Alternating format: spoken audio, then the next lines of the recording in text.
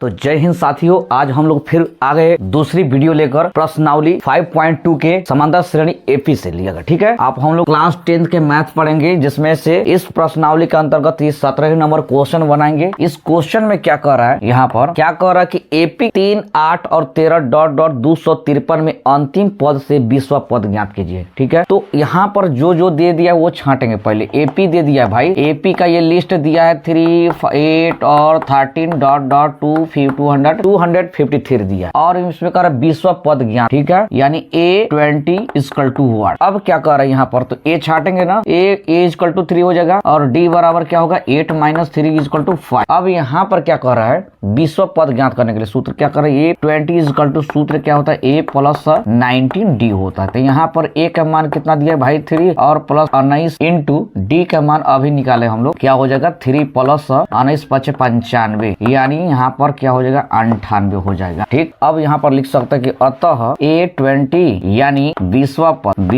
पद बराबर 98 हो। ठीक है, उसी तरह हम लोग 18वें नंबर क्वेश्चन बनाएंगे। तो क्या कर रहा है कि इसकी एपी के चौथे पद और 8वें पदों का जो 24 है। तो यहाँ पर सबसे पहले लिखेंगे, माना कि एपी के प्रथम पद A एवं सार्वंतर D है। ठीक है, अब यहाँ से बातें स्टार्ट हो रही है। प्रश्न में क्या कह रहा है, यहाँ पर दिया है वही छाटेंगे भाई। दिया क्या है कि चौथे और 8वें पद यानी A plus 3D plus A plus 7D equal to कितना है, यहाँ पर 24 दिया है। ठीक है, अब यहाँ पर A 2A हो जाएगा, और यहाँ पर 7 3 10 यानी 7D इक्वल टू 24। समीकरण हम लोग क्या मानेंगे, फर्स्ट मान लेंगे। ठीक, उसी प्रकार फिर कोटेशन में क्या कर रहा है, दूसरी में कह रहा है कि छठे और 10वें पद। तो यहाँ पर A plus 5D plus A plus 9 equal to कितना हो जाएगा जी, आपका दे दिया है 44 यानी 44 दिया है। तो यहाँ पर 2A प्लस 9 5 14 होगा, 14D बराबर 44। समीकरण सेकंड। अब यहाँ पर इन दोनों को हम लोग जोड़ेंगे, समीकरण फर्स्ट और समीकरण सेकंड से। समीकरण यहाँ पर हम लोग लिखेंगे समीकरण फर्स्ट और समीकरण सेकंड, और समीकरण सेकंड से यहाँ पर या ऐसे लिख सकते हैं, समीकरण फर्स्ट में क्या करेंगे सेकंड, समीकरण सेकंड में समीकरण सेकंड को घटाने पर क्या पाते हैं भाई। यहाँ पर देखिए, तो आपका सेकंड कितना दिया 2A प्लस 14D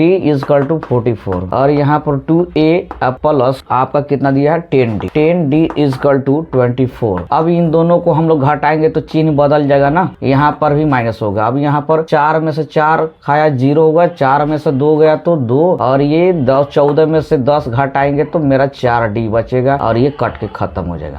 ठीक, अब D भाई यहीं पर रहेंगे, और ये 4 से 4 × 5 = 20 कटा, यानी D का मान मेरा 1 हाई पाया। तो अब हम लोग समीकरण फर्स्ट में D का मान रखने पर क्या पाते हैं, तो समीकरण फर्स्ट यहाँ दिया भाई 2 रहेंगे, A रहेंगे 10D इक्वल टू 24। तो यहाँ पर 2A प्लस 10 रहेंगे, D के जगह में हम लोग 5 निकाले, ये 24 रहेगा। ठीक है, 2A प्लस 10 × 5 = 50 बराबर ये 24। 2A यहीं पर रहेंगे। अब आप देखिए यहाँ पर कि क्या है, यहाँ पर 10 × 5 = 50 हुआ ना, तो ये 50 इधर आएगा, यानी 24 - 50 घटा दो भाई 6 आएगा, और ये हो गया 4 में से 2 गया तो 2, लेकिन माइनस में, और ये रहेगा यहाँ गुना में इधर आएगा तो भाग, तो मेरा कितना बचा -13 आया। अब A का मान भी निकल गया और D का मान भी निकल गया। तो कह रहा है कि एपी के प्रथम 3 पद ज्ञात कीजिए। तो लिखेंगे अतः एपी के प्रथम पद बराबर क्या हो जाएगा, प्रथम पद A बराबर क्या होगा, तो A बराबर अभी निकाला हूँ -13, और द्वितीय पद क्या हो जाएगा, द्वितीय पद बराबर क्या हो जाएगा A प्लस D।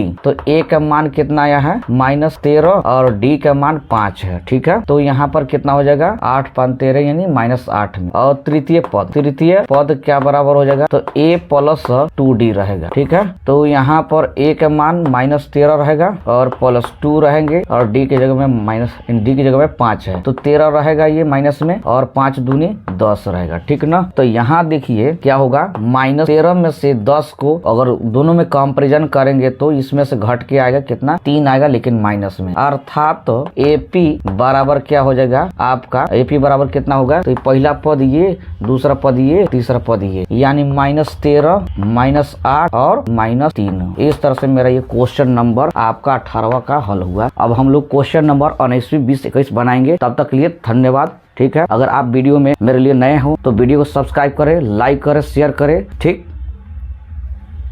है।